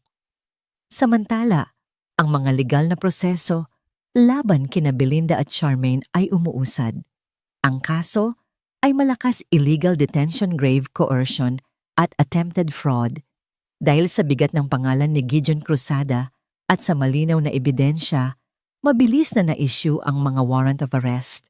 Hindi sila makakatakas, sabi ni Gideon isang gabi habang kausap ang kanyang abogado sa telepono. Si Isa na nakaupo sa malapit ay nakikinig lang. Ang pag-uusap tungkol sa batas ay tila isang bagay mula sa ibang mundo. Pagkatapos ng tawag, lumapit si Gideon kay Isa. "Hindi mo kailangang isipin iyon. Hayaan mong ako ang bahala sa lahat. Ang trabaho mo lang ngayon ay ang magpagaling." "Paano?" tanong ni Isa. "Paano ako gagaling?" Ngumiti si Gideon. Kinuha niya ang isang blankong canvas at mga pintura mula sa isang sulok mga gamit na binili niya noong isang linggo pa naghihintay sa tamang pagkakataon. Inilagay niya ito sa harap ni Isa. "Gawin mo ang ginagawa mo palagi," sabi niya. "Ilabas mo, i-drawing mo, ipinta mo. Ang sakit ng galit ang pag-asa. Lahat." Tinitigan ni Isa ang blankong canvas. Sa una nag-alinlangan siya. Ngunit pagkatapos kinuha niya ang isang brush, ibinuhos niya ang itim na pintura. Pagkatapos ay asul, pagkatapos ay pula. Ang kanyang mga galaw ay magulo sa simula, puno ng galit. Ngunit dahan-dahan ang kaguluhan ay nagkaroon ng anyo. Ang madilim na mga kulay ay nagsimulang maghalo sa mga mas maliwanag. Sa gitna ng canvas, isang imahe ang nabuo. Isang maliit na ibon, lumilipad papalabas mula sa isang sirang hawla, patungo sa isang malaking dilaw na araw. Nang matapos siya, pagod na pagod siya, ngunit sa unang pagkakataon, sa loob ng maraming araw, isang pakiramdam ng kapayapaan ang bumalot sa kanya. Tumingin siya kay Gideon na tahimik na nanonood sa buong panahon. Ang mga mata ni Gideon ay puno ng paghanga at pagmamahal. Iyan, sabi niya, iyan ang simula ng paggaling mo. Sa gabing iyon, hindi na siya nagising mula sa masamang panaginip. Sa halip na panaginipan niya ang paglipad. At sa tabi niya naroon si Gideon, hindi para iligtas siya, kundi para lumipad kasama niya. Ang mga sugat ay naroon pa, ngunit ngayon, alam niyang may kasama siyang maghihilom sa mga ito. 1 taon. Mabilis na lumipas ang 1 taon. Sa loob ng panahong iyon, ang buhay ni Gideon at Isa ay naging isang tahimik na ilog. Ang Art Center sa Paete ay naging isang masiglang lugar, puno ng mga batang nagpipinta at tumatawa. Si Isa na ngayon ay isa sa mga pangunahing art instructor. Doon ay natagpuan ang kanyang boses, hindi lang sa sining kundi sa pagtuturo rin. Ang dating babaeng laging nakayuko ay ngayon ay nakatayo, ng taas noo, ginagabayan ang mga murang kamay sa paglikha. Si Belinda ay nahatulan at nakulong. Si Charmaine naman dahil sa mas mababang antas ng pagkakasangkot at sa pag-amin sa kasalanan ay nabigyan ng mas magaan na sentensya at nakaprobation na. Wala na silang narinig mula sa kanya hanggang sa isang araw. Isang mainit na hapon, habang nag-aayos si Isa ng mga painting sa beranda ng rest house, isang taxi ang huminto sa gate. Bumaba mula rito si Charmaine, mag-isa. Ang dating mapagmataas niyang anyo ay wala na. Ang kanyang buhok ay simple lang, ang pagkakatali. Ang kanyang damit ay ordinaryo, at sa kanyang mga mata, may isang bigat na hindi pa nakikita ni Isa dati. Nag-atubili si Isa. Si Gideon na nasa loob ng bahay ay agad na lumabas at tumayo sa tabi niya. Ang kanyang presensya ay isang proteksyon. Anong kailangan mo, malamig na tanong ni Gideon? Yumuko si Charmaine. Wala akong karapatang pumunta dito. Alam ko simula niya ang kanyang boses ay mahina at nanginginig. Hindi ako naparito para humingi ng tawad para sa sarili ko. Walang kapatawaran ang ginawa ko. Tumingin siya kay Isa, ang kanyang mga mata ay puno ng isang emosyong hindi pa naipakita sa kanya ni Charmaine, dati desperasyon. Naparito ako dahil kay Mommy. Ikinuwento niya na si Belinda ay may malubhang sakit sa puso sa loob ng kulungan. Lumalala ito araw-araw at ayon sa mga doktor hindi na ito magtatagal. Ang tanging hiling niya, ang tanging hiling ko, sabi ni Charmaine, at dito na nagsimulang tumulo ang kanyang mga luha, ay kung maaari ninyong i-withdraw ang kaso para makalabas siya, para maalagaan ko siya sa mga huling araw niya. Hindi para makatakas sa hustisya, kundi para mamatay ng may kaunting dignidad sa labas ng rehas. Isang mabigat na katahimikan ang bumalot sa kanila. Ang hangin ay tila huminto sa pag-ihip. Ang unang nagsalita ay si Gideon. Dignidad mariin niyang sabi. Ibinigay ba niya iyon kay Isa? Ang babaeng muntik na niyang sirain ang buhay, hindi Charmaine. Ang batas ang hahatol sa kanya. Ang galit sa alaala ng pinagdaanan ni Isa ay malinaw sa kanyang boses. Ngunit si Isa ay tahimik lang. Pinakinggan niya ang bawat salita ni Charmaine. Nakita niya ang pagbabago dito, ang pagkawala ng kayabangan, ang tunay na sakit ng isang anak na malapit nang mawalan ng ina. Naalala niya ang sarili niyang pagiging ulila.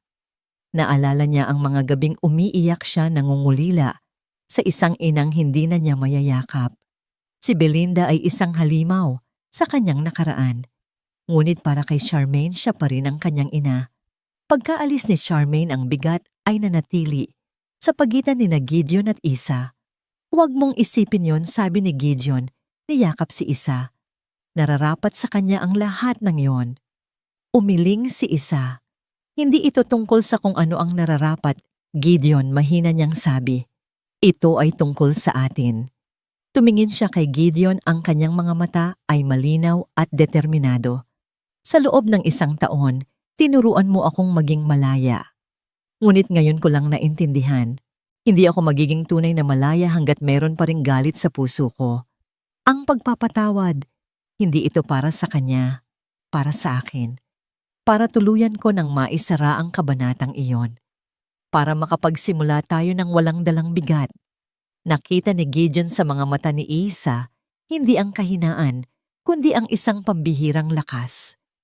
Ang lakas na pumili ng kapayapaan kaysa sa paghihiganti. Isang lakas na mas matibay pa kaysa sa galit.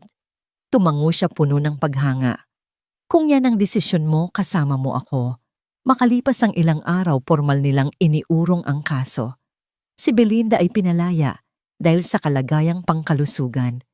Walang pasasalamat na natanggap si Isa, ngunit hindi niya iyon kailangan.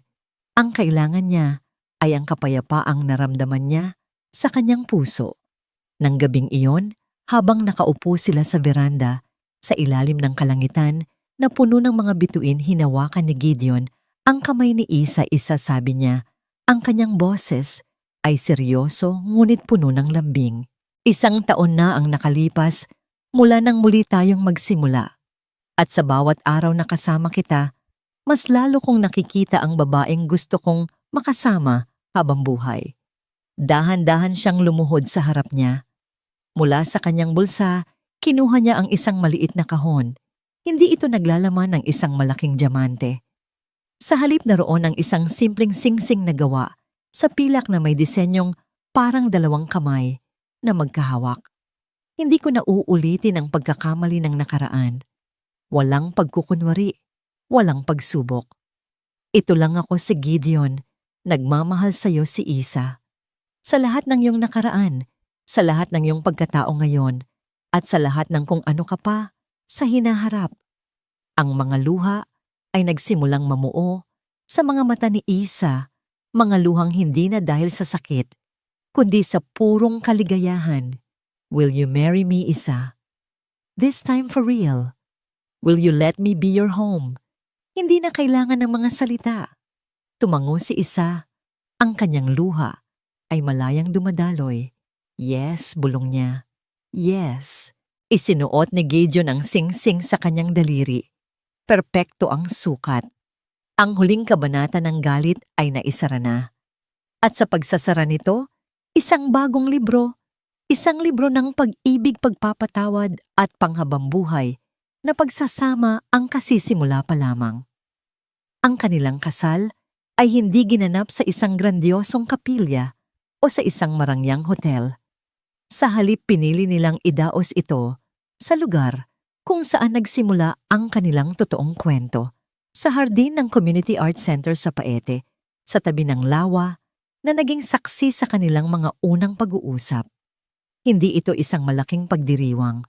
Ang mga bisita ay kakaunti lamang, si Mang Waldo, si Aling Nelia, ang mga bata mula sa Art Center at ilang malalapit na kaibigan at kasamahan sa trabaho na naging bahagi ng kanilang paglalakbay.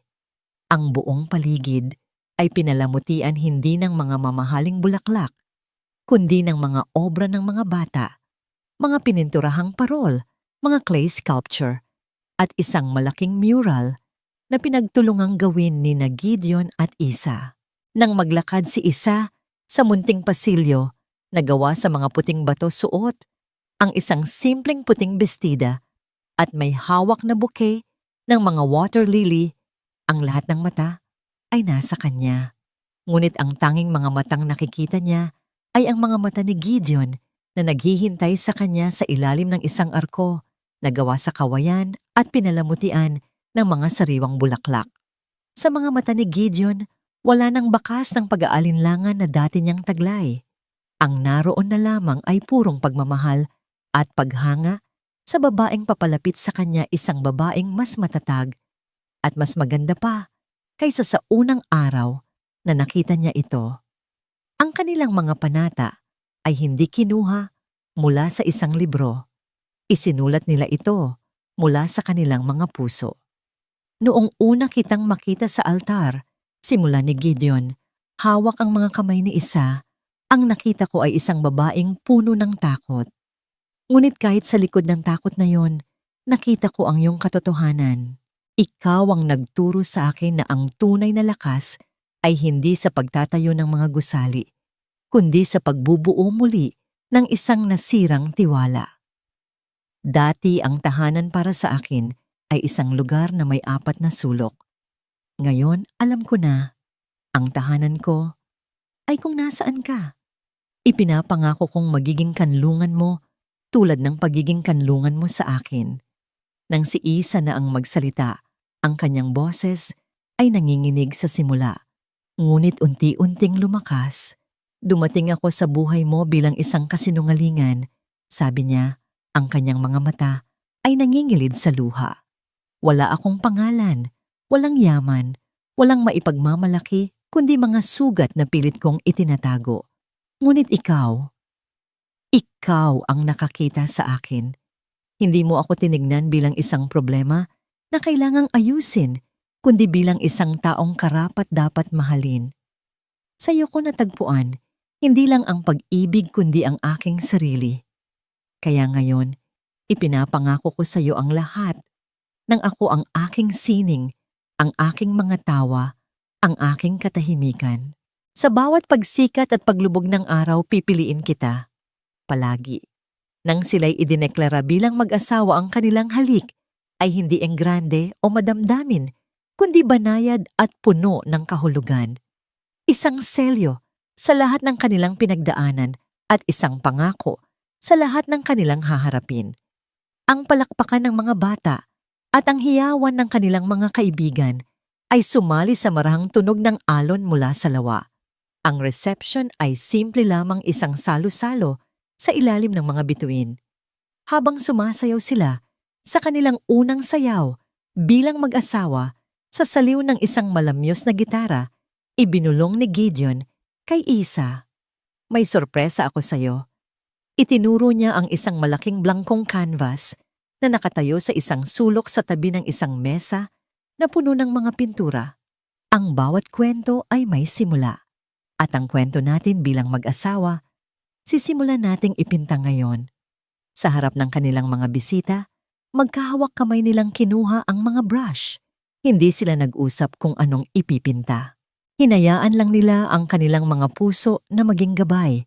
Ang mga guhit ni Gideon ay malinis at struktura. Isang bahay, isang puno. Ang mga guhit ni Isa ay malaya at puno ng emosyon, isang lawa.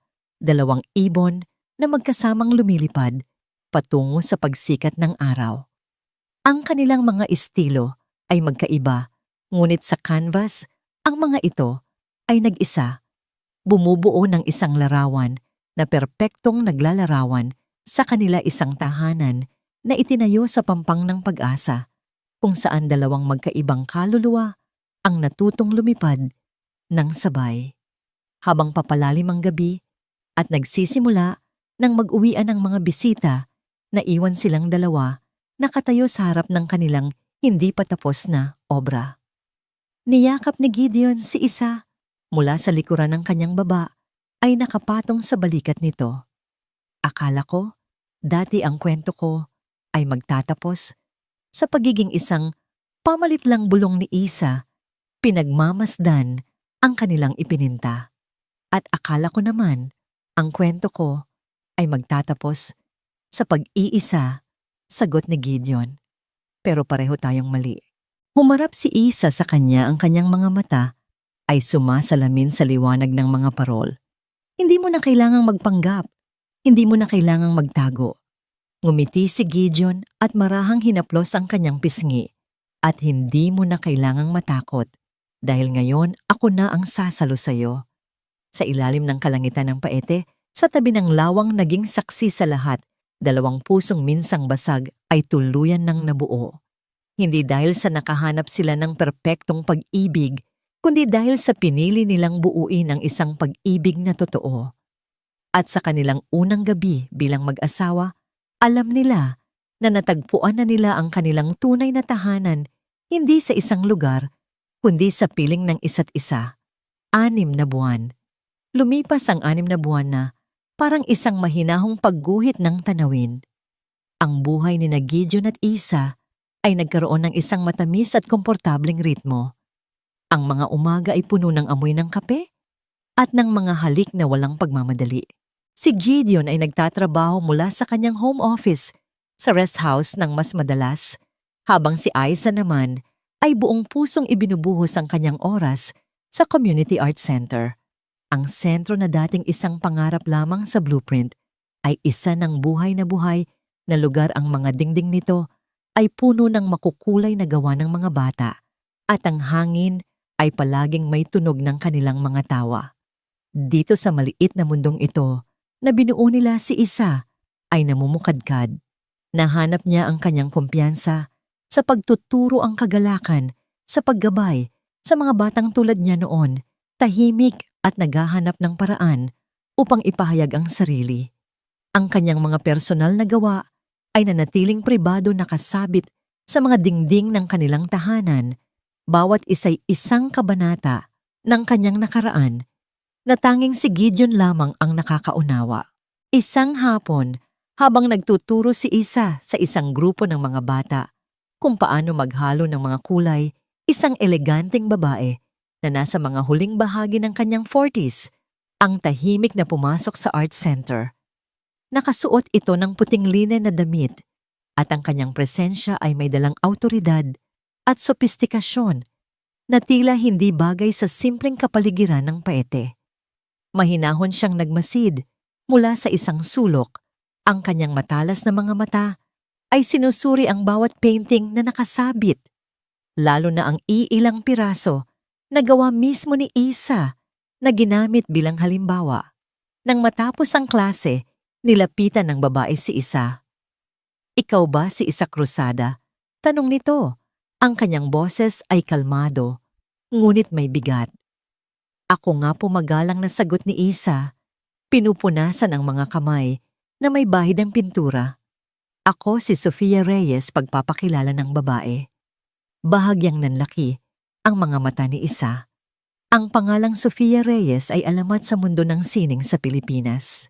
Siya ang may-ari ng Gallery Sofia, isa sa pinakaprestihiyosong art gallery sa Maynila, na kilala sa pagdiskubre ng mga bago at matatapang na talento. Isang kaibigan ko sa larangan ng arkitektura ang nagkwento sa akin tungkol sa lugar na ito, at sa sining mo pagpapatuloy ni Sofia ang kanyang tingin ay bumaling sa isang painting ni Isa, ang imahe ng isang sirang hawla, kung saan lumilipad papalabas ang isang kawan ng mga paru-paro. "Ang iyong mga gawa," may sinasabi sila. Mayroon silang katapatan na bihira kong makita. Isang kwento ng sakit, ngunit masigit pa roon isang kwento ng paglaya. Hindi alam ni Isa ang sasabihin. Ang kanyang mga painting ay parang mga pahina ng kanyang personal na tala-arawan. Ang marinig na binabasa ito ng napakalinaw ng isang estranghera ay nakakagulat at nakakatakot. "Gusto kitang bigyan ng isang imbitasyon." Isa direktang sabi ni Sofia.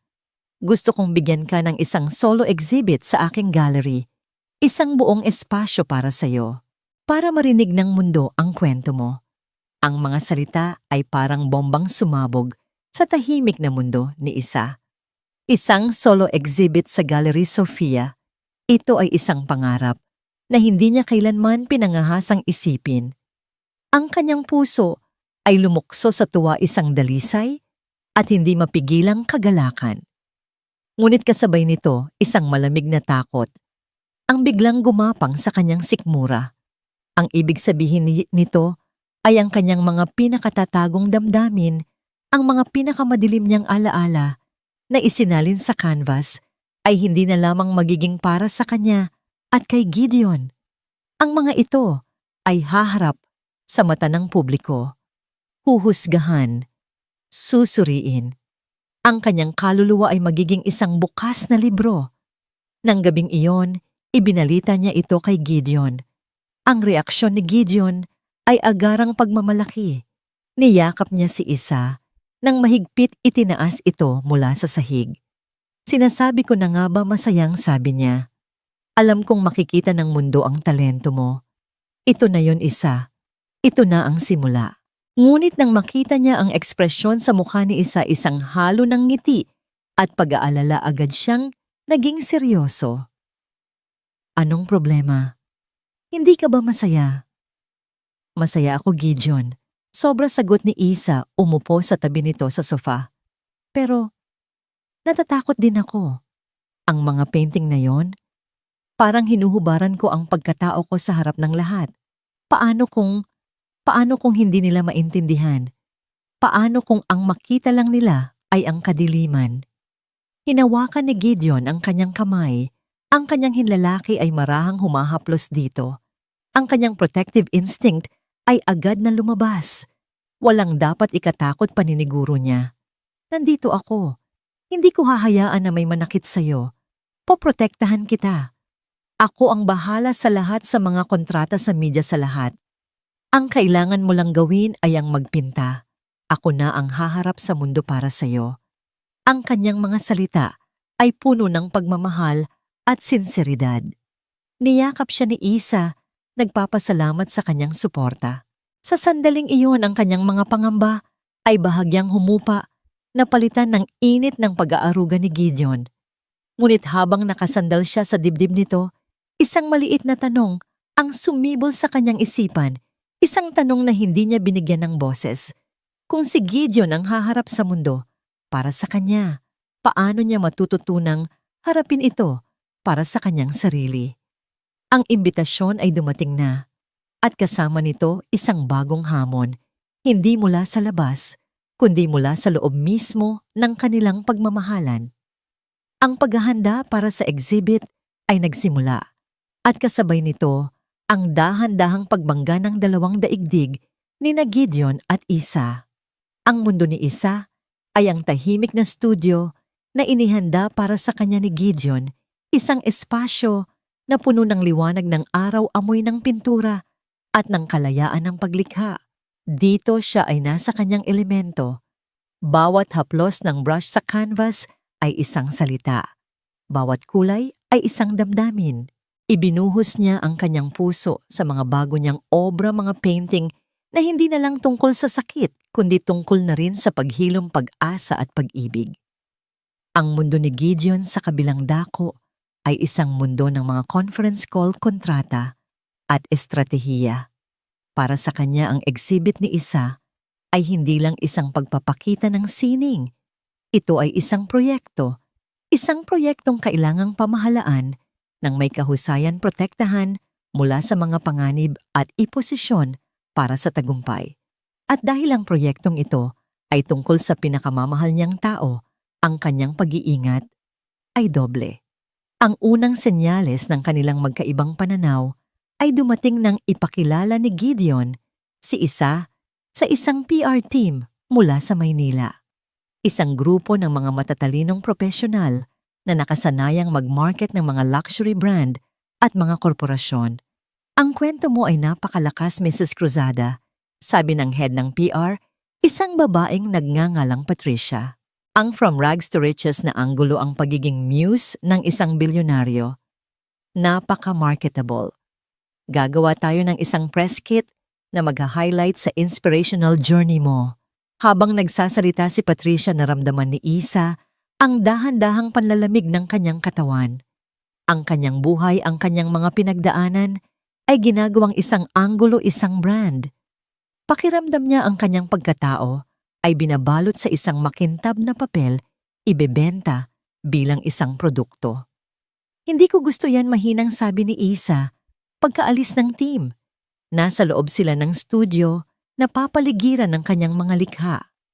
Ang alinlove, tanong ni Gideon, abala sa pagbabasa ng isang dokumento. Magagaling sila. Sisiguraduhin nilang maayos ang lahat. Hindi nila ako naiintindihan. Gideon, paliwanag ni Isa, may bahid ng pagkadismaya sa kanyang boses. Hindi ako isang inspirational journey. Ang mga painting na ito, hindi ito tungkol sa pagiging biktima na naging matagumpay. Ito ay tungkol sa kung ano ang nararamdaman sa loob. Ang sining ko ang kwento. Hindi ako. Ngumiti si Gideon at lumapit sa kanya, niyakap siya. Naiintindihan ko, Isa. Pero ito ang laro sa Maynila. Kailangan nating maging handa. Gusto ko lang siguraduhin na kontrolado natin ang naratibo para walang sino mang makasakit sa'yo sa mga tanong nila. Ang kanyang boses ay puno ng pag-aalaga, ngunit hindi niya narinig ang tunay na sinasabi ni Isa. Ang sumunod na issue ay ang mga kontrata. Ipinakita ni Sofia Reyes ang isang simpleng kasunduan, ngunit iginiit ni Gideon na dumaan ito sa kanyang mga abogado.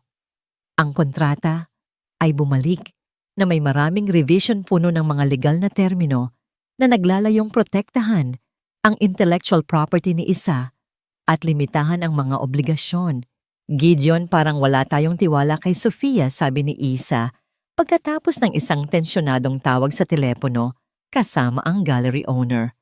Kaibigan natin siya. Tinulungan niya ako. Sa negosyo walang kaibigan, Isa. Mahinahon ngunit mariing sagot ni Gideon. Ito ay para protektahan ka. Iyon lang. Ang pinakamatinding pagtatalo nila ay nangyari 1 linggo bago ang exhibit. Isang kilalang art magazine ang humiling ng isang feature interview.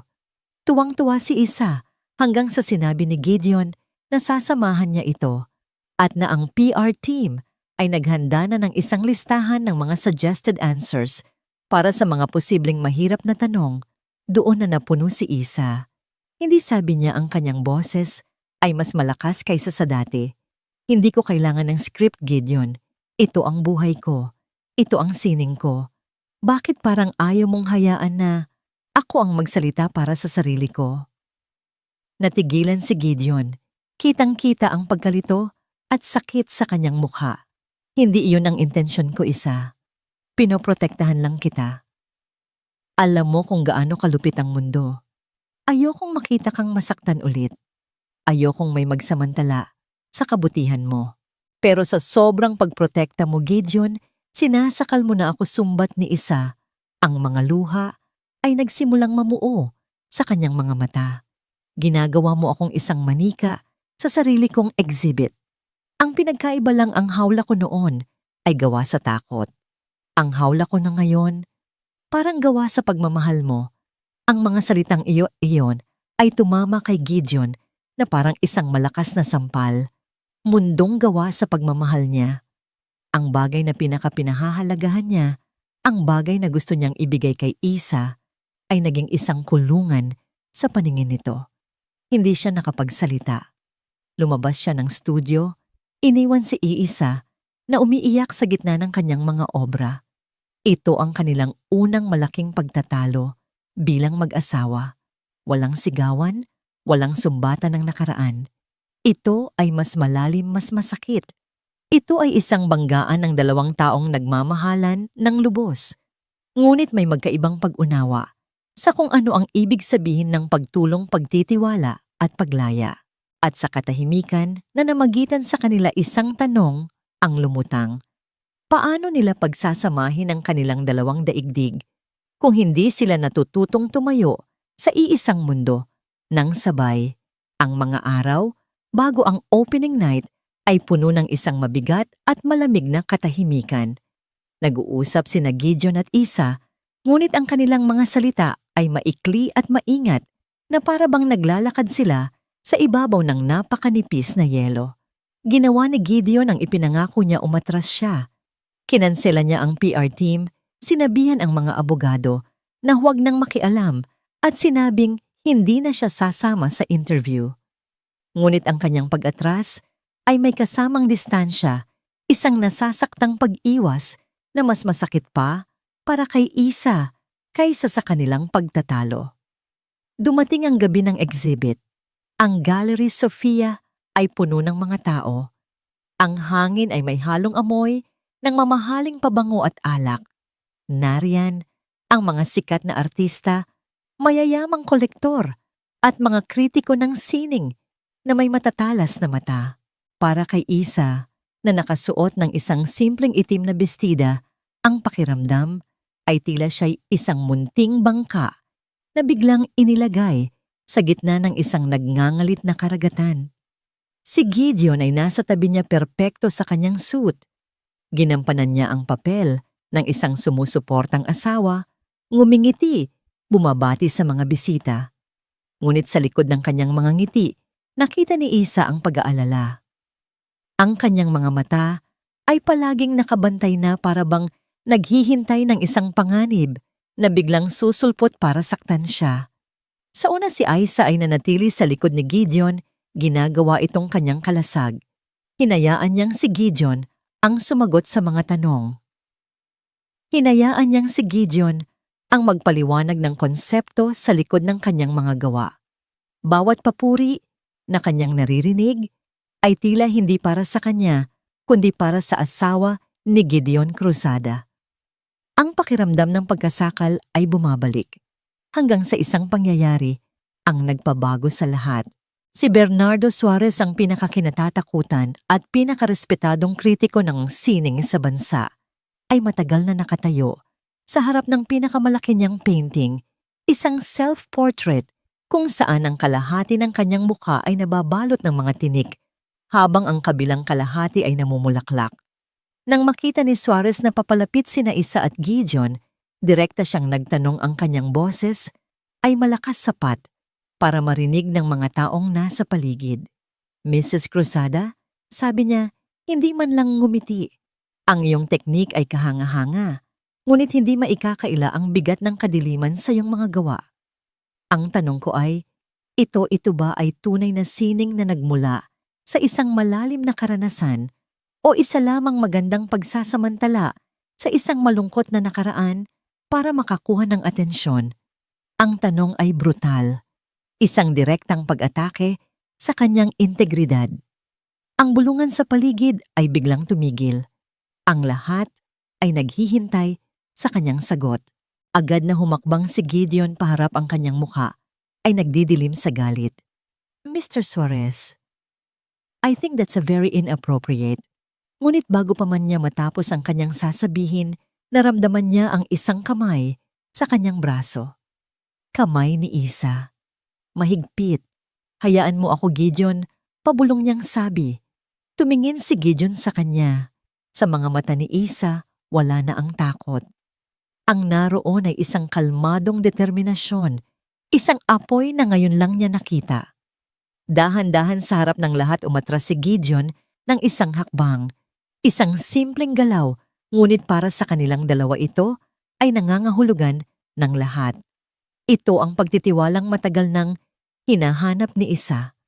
Huminga ng malalim si Isa at humarap kay Suarez.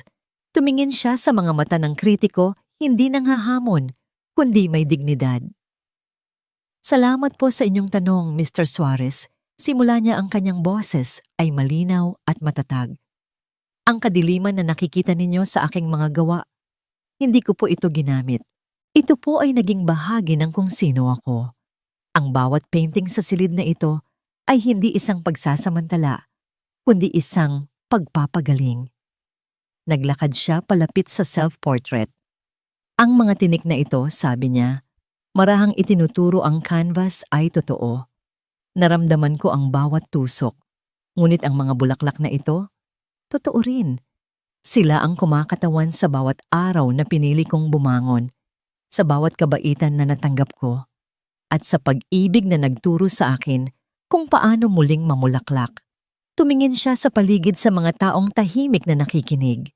Ang aking sining ay hindi po tungkol sa isang malungkot na nakaraan.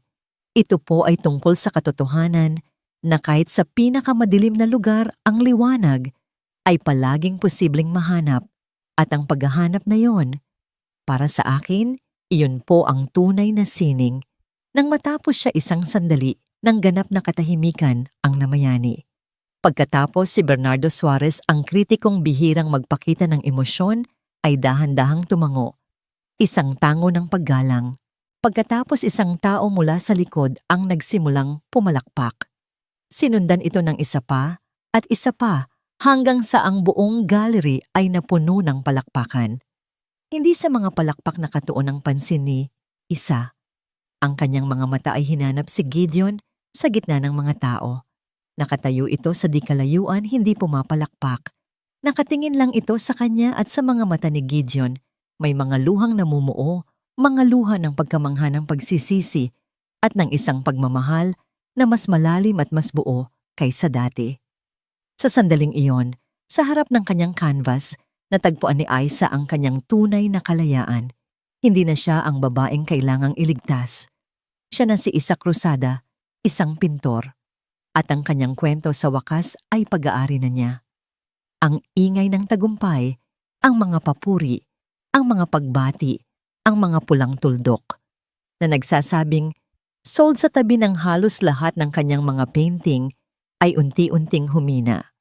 Ang mga bisita ay nagsimula ng magpaalam. Ang gallery ay dahan-dahang nabalot muli ng katahimikan, iniwan lamang ang mga painting sa dingding bilang mga tahimik na saksi sa gabing iyon. Naiwan sina Isa at Gideon. Hindi sila nagsalita. Naglakad lamang sila nang magkahawak kamay sa loob ng espasyo, pinagmamasdan ang bawat obra na para bang ngayon lang nila ito nakita. Bawat isa ay hindi na lamang isang piraso ng sining, kundi isang milyahe sa kanilang pinagsamang paglalakbay. Nang makarating sila sa harap ng self-portrait, ang painting na naging sentro ng lahat, huminto si Gideon. Binitawan niya ang kamay ni Isa at humarap dito. Patawarin mo ako. Isa, sabi niya, ang kanyang boses ay puno ng isang emosyong matagal niyang kinimkim. Hindi ito ang boses ng isang CEO o ng isang bilyonaryo. Ito ang boses ng isang lalaking lubusang humahanga. Hindi sa pagprotekta ko sa iyo, pagpapatuloy niya, dahil hindi ako magsisisi na gusto kitang ilayo sa sakit. Patawarin mo ako. Dahil sa isang sandali, nakalimutan ko kung gaano ka katatag. Nakita kita bilang isang bulaklak na kailangang ingatan mula sa hangin. Hindi ko nakita na ikaw pala mismo ang hangin na kayang baguhin ang lahat. Umiling si Isa, isang maliit na ngiti ang sumilay sa kanyang mga labi. Hinawakan niya ang pisngi ni Gideon. Huwag kang humingi ng tawad dahil ang pagmamahal mo ang naging lupa kung saan ako unang nakaugat. Kung hindi dahil sa iyo, kung hindi dahil sa pakiramdam na ligtas ako sa tabi mo, hindi ko kailanman mahahanap ang lakas para tumayo mag-isa ngayong gabi. Tumingin siya sa kanilang mga refleksyon sa salamin ng gallery. Siguro yun ang pag-ibig. Hindi ito tungkol sa pagiging malakas para sa isa't isa. Ito ay tungkol sa pagbibigay ng lakas sa isa't isa para maging malakas sa sarili nating paraan. Sa wakas na intindihan ni Gideon, ang tunay na pag-ibig ay hindi pag-aalay ng kalasag, kundi pagtitiwala sa kakayahan ng minamahal mong humawak ng sarili niyang espada. Niyakap niya si Isa, isang yakap na iba sa lahat ng nauna. Hindi na ito yakap ng isang tagapagligtas sa kanyang iniligtas. Ito ay yakap ng dalawang magkapantay, dalawang kaluluwang buo na piniling maging magkasama. Ang biyahe nila pauwi ay puno ng isang komportableng katahimikan. Hindi na nila kailangan ng maraming salita. Ang lahat ay nasabi na sa gabing iyon. Pagdating sa kanilang tahanan sa Paete, sa halip na pumasok sa loob, nanatili sila sa beranda sa ilalim ng parehong mga bituin na naging saksi sa kanyang paghingi ng tawad at sa kanyang proposal. Ang exhibit ay simula pa lang. Alam mo ba yon? Sabi ni Gideon habang nakatingin sila sa madilim na lawa. Maraming alok ang darating, maraming imbitasyon. Handa ka na ba sa mas malaking mundo? Tumingin si Isa sa kanya, ang kanyang mga mata ay kumikinang sa liwanag ng buwan. Handa na ako. Hanggat sa pag-uwi ko ang mundong ito, ikaw at ako ang naghihintay. Ngumiti si Gideon. Mula sa kanyang bulsa, kinuha niya ang kanyang cellphone at ipinakita kay Isa ang isang larawan ng kanilang hindi pa tapos na painting mula sa kanilang kasal. May ideya ako para sa susunod nating proyekto, sabi niya. Hindi ito building, hindi ito painting para sa isang gallery. Nag-scroll siya sa isa pang larawan, isang architectural design ng isang maliit na bahay na may malaking studio na nakaharap sa lawa. Isang bahay na perpektong pinagsasama ang malinis na linya ng disenyo ni Gideon at ang organiko at malayang diwa ni Isa. Ang ating obra maestra, bulong niya. Isang tahanan na itatayo natin nang magkasama bawat pako, bawat kulay ay desisyon nating dalawa. Napaluha si Isa, hindi sa sakit, hindi sa saya, kundi sa isang pakiramdam ng ganap na pagiging buo. Ito na yon, hindi ang pagtakas mula sa nakaraan, hindi ang tagumpay sa isang exhibit, kundi ito ang tahimik na pangako ng mga darating na araw. Ang pagbuo ng isang buhay hindi bilang 2 taong nagtagpo, kundi bilang 2 taong piniling maging iisang obra, palaging nagbabago, palaging lumalago, palaging maganda. Magkayakap silang nanatili roon, pinapanood ang dahan-dahang pagliwanag ng kalangitan sa silangan. Ang kwento nila ay hindi nagtapos sa happily ever after. Sa halip nagsimula ito sa isang bagong pangako, ang paglikha ng kanilang beautifully, imperfectly always together.